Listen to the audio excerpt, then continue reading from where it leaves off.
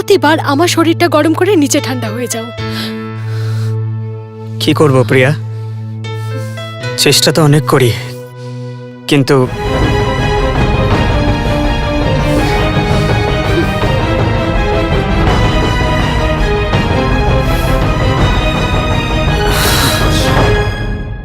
প্রিয়া, আমি সুপারমার্কেট যাচ্ছি, তোমার কিছু লাগবে? যা চাই সেটা তো দিতে পারো না। বউকে কন্ট্রোল করার পুরুষত্ব নেই, তাহলে স্বামী কেন হয়েছো? বিয়ের পরে আমার জীবনটাকে নরক বানিয়ে দিয়েছো, ভীতু কোথাকার।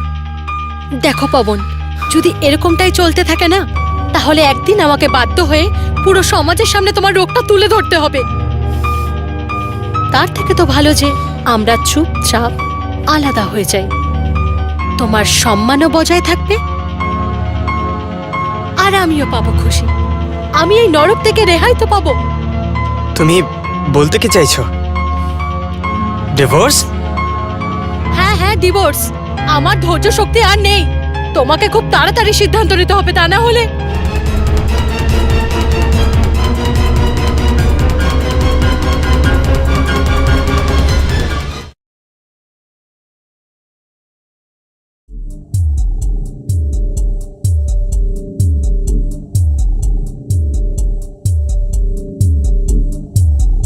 Good morning sir.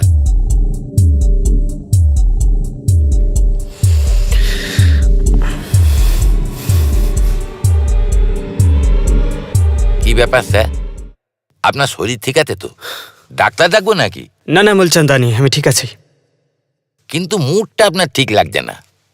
আপনি কি করে জানলেন? স্যার, একটা জোক শোনাবো যদি আপনি আমাকে আদেশ করেন তো? আমার জীবনটা একটা জোক হয়ে গেছে, তুমি আর কি জোক শোনাবে? হ্যাঁ, এত উদাস কেন আপনি?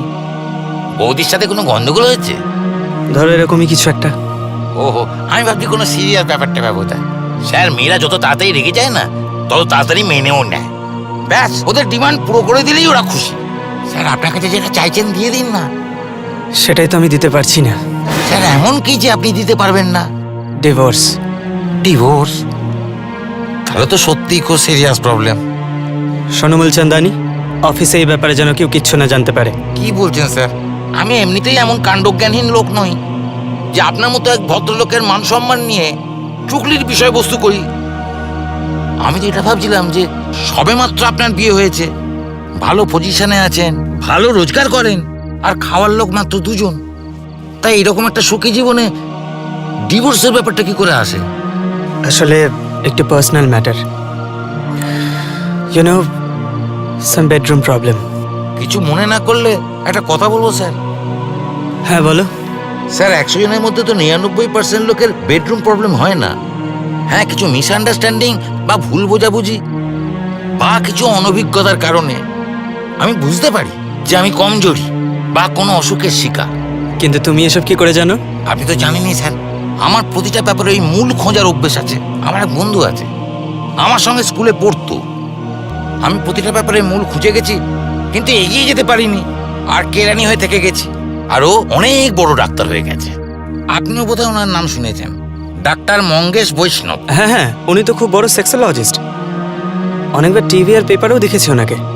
উনি কখনো কখনো আমি ওর সাথে দেখা করতে যাই, সেখান থেকেই ছোটখাটো ব্যাপার শুনেছি আর কি।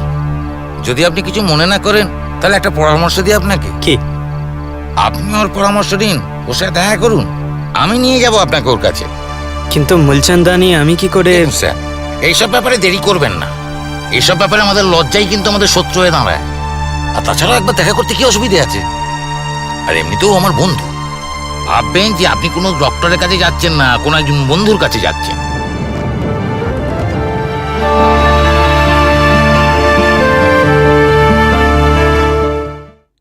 ডক্টর, ইনি হলেন আমার boss, Hello, mister sir. Pavan. Hello, just take a seat. Thank you sir.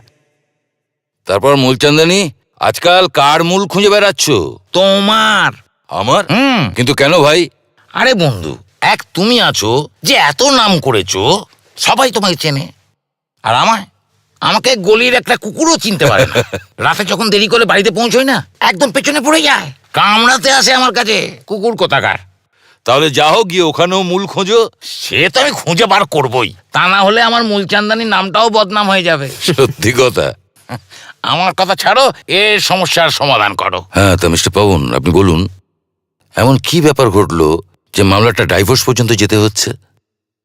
আপনার বিয়ে কিভাবে হয়েছিল? I mean, it is love marriage or arrange? আমাদের অ্যারেঞ্জ ম্যারেজ। প্রথম দেখাতে আমি প্রিয়াকে পছন্দ করি আর ওকে ভালোবেসে ফেলি। সে ভালোবাসাটা আজও আছে, কিন্তু ভালোবাসা দিয়ে কি সব হয়? আমি ওকে স্যার সে সুখটা দিতে পারিনি যেটা একজন স্ত্রী তার স্বামীর থেকে চায়। মিস্টার পাবন, আপনি একটা কাজ করুন, শুরু থেকে সমস্ত কথা আপনি আমাকে ডিটেলে জানান, যাতে পুরো ব্যাপারটা আমি বুঝে উঠতে পারি। আমাদের বিয়ে খুবই সাদামাটাভাবে হয়েছিল। তারপর এটা কি? দুটো এয়ার টিকিটস। Air tickets? আমরা কুল্লু মানালি যাচ্ছি হানিমুনের জন্য। কুল্লু মানালি? হ্যাঁ, কিন্তু কেন? হানিমুনের জন্য। আবার কিসের জন্য? সরি, আমি যেতে পারবো না। কেন? আসলে কারণটা হলো যে আমার মার শরীরটা ভালো নেই, আর তুমি জানো তো আমি মাকে কতটা ভালোবাসি। তাহলে আমি 1 সপ্তাহের জন্য মায়ের কাছে কি যেতে পারি? ঠিক আছে, আমি তোমার যাওয়ার ব্যবস্থা করছি। থ্যাংক ইউ সো মাচ, তুমি খুব ভালো।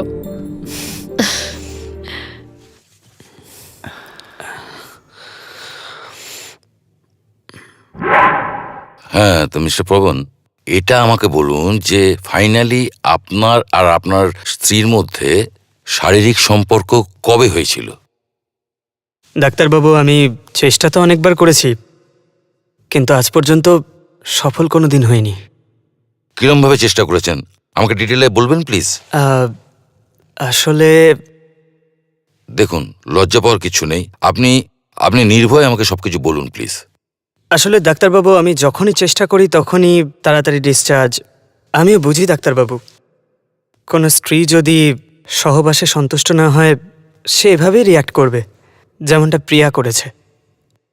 তবে আমি তো সম্পূর্ণ চেষ্টা করছি। ডোন্ট ওয়ারি মিস্টার পাবন, আপনার কেস কিছু কিছু আমি বুঝতে পেরেছি। আমি কিছুদিনের জন্য দিল্লিতে সেমিনার অ্যাটেন্ড করার জন্য যাচ্ছি। আপনি আমার সঙ্গে 4-5 দিন বাদে দেখা করুন।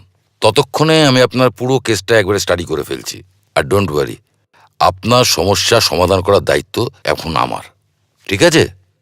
ওকে ডাক্তারবাবু, তাহলে আমি চলি। Okay. Nice to meet you. 1 minute, মূলচন্দানীকে একবার ভেতরে পাঠিয়ে ঠিক আছে স্যার, থ্যাংক ইউ। সমাধান হয়ে গেছে? পেয়ে যাব, কিন্তু একটা কথা বলার আছে। আমার স্যার খুব সাদাসিধে মানুষ, আমি বুঝতে পারি না এইরকম সাদাসিধে মানুষের সঙ্গেই কেন এইসব হয়।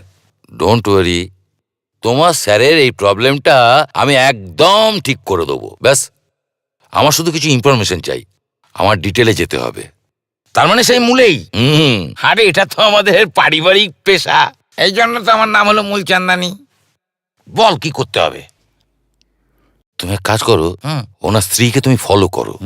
তোমার নিজের সঙ্গে একটা ক্যামেরা রাখতে কিন্তু ভুলবে না।